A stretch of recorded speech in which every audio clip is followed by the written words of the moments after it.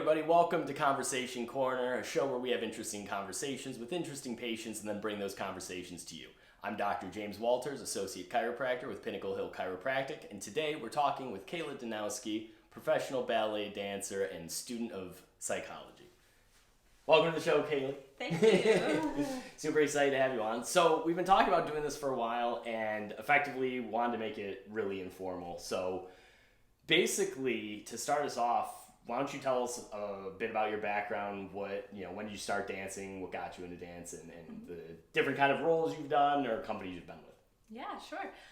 So it was kind of a typical story. My mom danced when she was a kid, and then she put me in ballet when I was about 4. Right. The difference is most people lose interest at some point. I never did, so I just kept going with it. I really loved it. When I was 11, I started attending the University of North Carolina School of the Arts. They have a high school program as well as an after-school program for younger kids. So I started there, and then I went all the way up through the high school program. And then after that, I went to Pittsburgh Ballet Theater Graduate School. It's kind of like a traineeship, essentially, where I got to still learn as a student but get professional experience. And Is that with the, basically doing like performances with the company as a student? Yeah, exactly. Gotcha, I got to do really cool stuff like George Balanchine's Serenade with the company and, some really incredible rep. Awesome. So you're not originally from North Carolina? No, I'm originally from Northeast Ohio. Oh, that's right. Yeah. Okay, so high school degree through UNCSA. Yep. And it's very different than like normal kind of high school experiences, right? Like it's very arts heavy there. Yeah, absolutely. It's a boarding school, but my family moved to Winston-Salem so that I could live at home, come home to home cooked meals and everything. But it's a very intense curriculum. You get your academics and then your dance classes all mixed in, and you're pretty much there all day rehearsing, till the night. Right. Gotcha. Yeah. Awesome. So where did you do the grad program? That was at Pittsburgh Ballet Theater School. Gotcha. And then, so after that, what was your kind of professional journey? Yeah, so I started out with Montgomery Ballet Theater down in Alabama, and I was there for a year until the company ran into some trouble and folded. And then after that, I moved to Chicago and freelanced there for about a year. Yeah, so that was a great place to be. I loved being in Chicago. After that, I went to Ballet Quad Cities, a very small little company on the Illinois-Iowa border. Why it's called Quad City? Is it like between 4 cities? Yeah, there's 4 cities there. Gotcha. It's actually a really beautiful place, like right on the Mississippi River. That's interesting experience with that company. Oh, good. Yeah.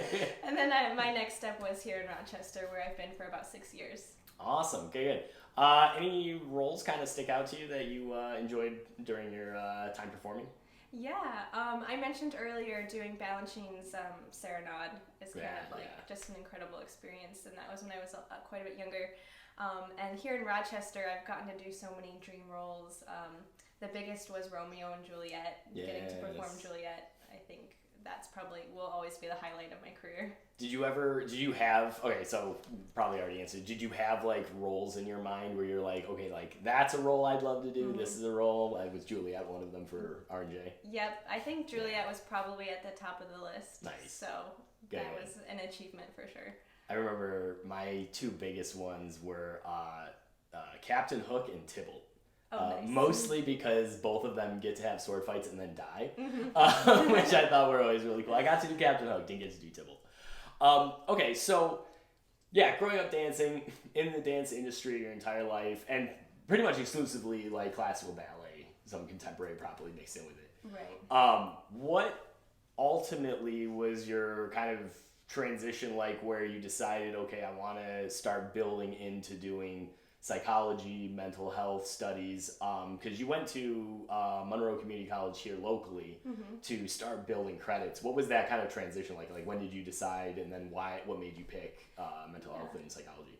Yeah, I kind of always knew I would want to go back to school at some point. And the ballet career is like so intense that it doesn't leave a lot of time for that early on. But once I got to Rochester and I really settled in, like I said, I've been here for about 6 years. I started just finding so much more time in my schedule, and I kind of felt like I made it in my dance career. Like I was where I wanted to be, and I guess I just, in a way, got complacent, and I don't like that feeling. Like I always need to be working towards something. And then I also started getting nervous. I was like, oh, like, you know, I'm in my mid-20s, and as you know, as a dancer, like that kind of feels old. Yeah. Which is weird. Oh yeah, 100%. Yeah. I mean, and let me know if you agree. I feel like, the 30 mark for like physical artists, like dancers, is kind of that line where you're like, any year now an injury's coming for me. If I've made it this far, okay. Yeah. That was at least my fear. I remember, because for me, my moment was like, I woke up on my 25th birthday, and I was working on the cruise ship, and I literally told my then girlfriend, I think I'm done dancing. I want to start transitioning to the next thing. Because like that 30 mark, you start thinking like, I'm in my mid 20s. I want to know what I'm gonna like do next, and like that starts coming there. So what made you pick psychology? So I wasn't sure at the beginning. I just thought I would go to school, kind of dive in. I didn't really know what I wanted to do. But the first class that I took was a Foundations of Sports Psychology class. I just thought that sounded interesting. And I was right. It was incredibly interesting. I absolutely loved it. Although I was really disappointed. As I went through the class and through the textbook, you know, it went through all the sports. It even went through ice skating. And I was like, there is not a single mention of dancers in here. Yeah. And there's the debate, is dance a sport? I mean, it's not a sport, but we are athletes in the same sense that any other, you know, athlete is that plays a competitive sport. So I was just really disappointed to see there was no mention of dancers. And then I saw like how relevant the information was specifically to dancers anyway. And, you know, a light bulb went off in my brain, and I was like, this has to change. You know, why there was so much useful information that I wish I heard when I was growing up in the art form, as far as mental health goes, and I was just like, why haven't I heard this before? Why did it take me going to community college in my late 20s to start learning this stuff when it could have been useful all along? Right. And I think, I mean, like you touched on it, I think like my experience has been like the worst case scenario is people don't acknowledge dancers as even athletes. They're just like, no, it's this thing people do as like this weird hobby. And then the best case scenario I've seen is that they'll say, oh, it's basically a subsection of sports. And it's like, well, when you loop it in there, one, you still mostly don't cover it. Or there might be a mention like, oh yeah, runners get this injury. Oh yeah, ballet dancers too. And then move on. But there's no real talk. And I think it's that, you know, that 50% athlete, 50% artist. And I think the artist aspect is probably where the most nuanced room for like mental health talks go. Because I mean, I think there's probably a very different experience between, you know, biosex males and biosex females in the dance world, but there's this very clear, especially in classical ballet, it's so gender driven. I think like there's mental health components that feed into both. Did you ever have experiences or see like experiences with other like company members where like mental health was something you thought should be addressed more in the dance industry, or like it's not really internally regarded very well? Yeah, absolutely. I think the first thing that a lot of, you know, people outside of dance would think of is like body dysmorphia and like, you know, eating and like that, like issues surrounding that, which is maybe not necessarily the biggest issue, but it's definitely a prevalent one. And I actually had an experience at School of the Arts. We had a nutritionist who would come in, like weigh us twice a year, you know, that kind of thing, make sure you're on track, whatever that means. And for me as a growing 13-year-old, you know, I was, you know, I was underweight, but I was a growing 13-year-old that was very athletically active. And they had this whole program with a nutritionist, but never once did they address the situation from a mental health aspect for me and my friends. And I was fortunate enough to not have like any sort of severe disorders in that area, but I had so many friends that I saw go through that. And why wasn't there a mental health care? Because that is a mental health condition. You know? 100%. I think, I mean, because you look at a lot of companies now, I think a good number of them probably have nutritionists. I think equally probably as numerous, they'll have either something like a massage therapist, PT, rehabologist, chiropractor. I've never seen a company that has like a psychiatrist, psychologist, or like never, yeah. And it's never really brought up in conversations too. I think like part of that is too the, I feel like the dance mentality, and I think this is true for the wider world of sports and athletes too, is like the suck it up Sally type of thing, where it's like, no, you just keep pushing through it and we never really talk about it. Gotcha. Good. So kind of going through that, you had mentioned there was the class you taken in sports that, got you involved. Well, down the road, what are kind of like your long-term goals as far as getting into mental health and psychology that you want to ultimately do? Do you want to focus mostly with dancers or kind of mix things up? I hope to focus with dancers. It's going to be a long road to get there. But I'd love to kind of just establish a new standard of healthcare, mental health care for dancers in the industry. I think it should be standard that there's psychologists on staff at big ballet companies, at big training academies. Right. Like you said, if they have physical therapists, why isn't there a mental health specialist? Right. Yeah. And I think it goes into, in healthcare, we always talk about like the biopsychosocial model. So like any injury or anything going on with a patient has a biological, psychological, sociological component. And like the best things for a company, I've always said the same thing, is like having a team. Or like, even if they're not on staff, like having the people locally where you're like, okay, regularly, this is if we're having mental health needs, this is where we send our dancers, or if we have the nutrition needs. Yeah, because I think like there's not always like those resources available for like performing artists. Yeah. What are plans for school moving forward? Yeah, so I'm actually getting my associate's degree from Monroe Community College in a couple weeks. And as a dancer, that felt like a really big step, jumping back into school. So I had been applying throughout the spring to some schools to further my education and get my bachelor's degree. So I'm currently potentially going to Brown University. Yay! I just found out I got accepted through, and a little plug for any dancers who may be watching, they have a really cool program called the Resumed Undergraduate Education Program, which is it's actually just an admissions program.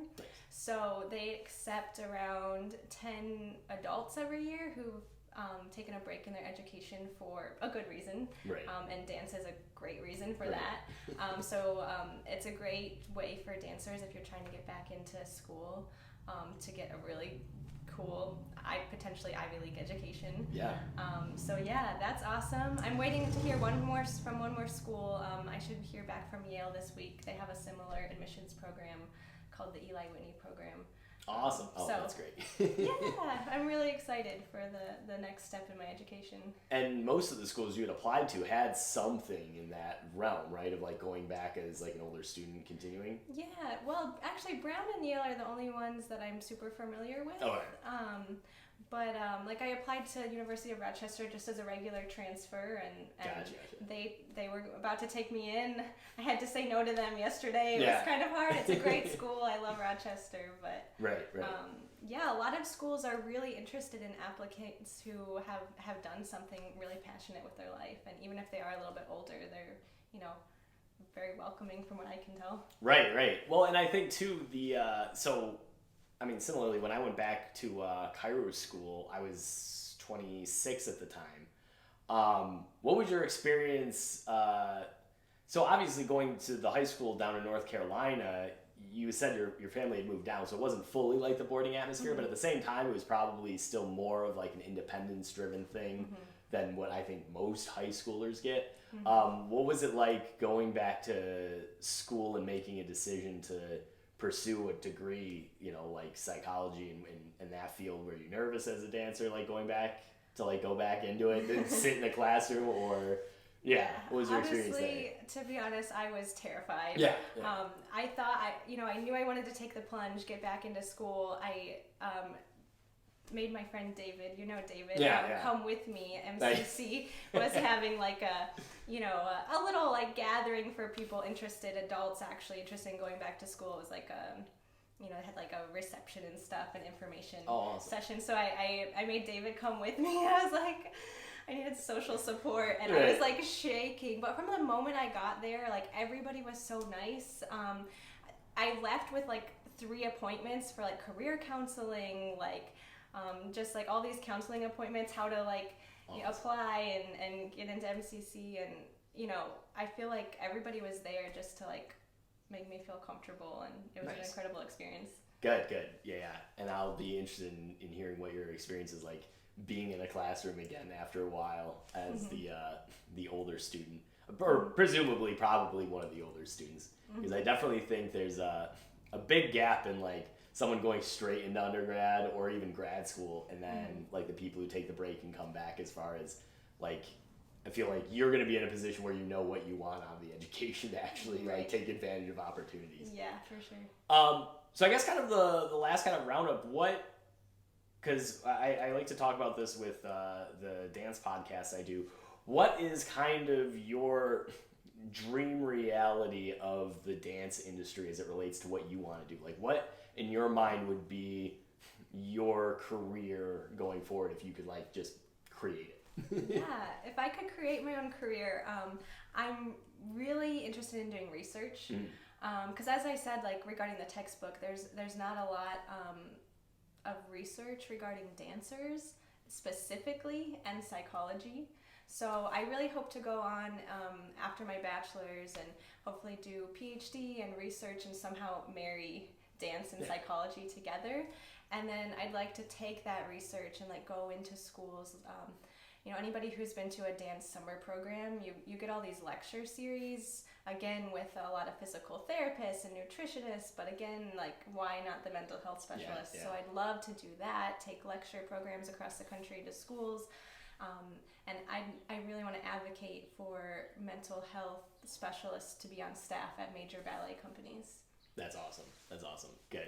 What do you think about, from like top side down of the industry, where do you see mental health and mental health like education playing into like studio owners and like company directors and like artistic staff? You had mentioned, you know, when you were younger, the nutritionists, they used to do things like weigh-ins, which we kind of regard very in a negative light from a healthcare standpoint. In today's you know, in modern times, looking at that as kind of being a negative hit on the mental health, where do you see, you know, opportunities for this, your education, to kind of change that, hopefully? Yeah, I think that, you know, the discussion just needs to be opened. It's so taboo still, you know, mental health in general, not just for dancers, but just in general. So I hope to really open the door to conversation. Even things like there's Point Magazine and Dance Magazine, and they get specialists all the time, like interviews and just, you know, talking about different things. And if we could just see more mental health conversations, make the subject less taboo, right. And then open it up, have a psychologist on staff. And it doesn't have to be this weird thing like, oh, you have to talk to the psychologist. Right. You know, like that doesn't need to be weird. Right. Because anything else that we did, it was always, at least in the companies I was in, it was like a lunchtime thing. You signed up, you went, and like people were enthusiastic about like seeing the PT or seeing like it was an opportunity to grow. And so I agree. I think hopefully building it out in a way where people see psychologists on staff as like an opportunity to like grow in the company and like deal with anything that might be going on, especially with the stressors of like auditioning for roles in big ballet companies. Like, I mean, you know, you had said like your dream role was Juliet. Like, those are roles that like everyone seeks after, and like it can be very grating to have to compete with like your friends in the company for those kinds of roles. Absolutely. Awesome. Well, thank you for sitting down and talking with us today. Any plugs for social media that you want to put out there? Are you on Instagram or anything like that? Yeah, sure. You can follow me on Instagram. It's Kayleigh Dankowski, Danowski. And I'll hopefully be heading to Providence, and you can follow along with my journey. Yeah, you guys also do some photography, right? Yeah, do you want to plug that too? Absolutely. Yeah, you can follow, it's DK Photo Rock, ROC. We're going to be here all summer taking photos, family photos, dance photos, whatever you need. Awesome. Good, good. Yeah, they're awesome. They do photography. My girlfriend and I and our dogs did photography with them. So yes, thank you again for sitting down with us for Conversation Corner. This has been another episode. Make sure to follow Pinnacle Hill Chiropractic at pinnacle.hill.chiropractic on Instagram. You can also follow myself, Pinnacle Hill Chiro James, Pinnacle Hill Chiro.James on Instagram to follow my Instagram account. And have a great rest of the day, everybody. Bye.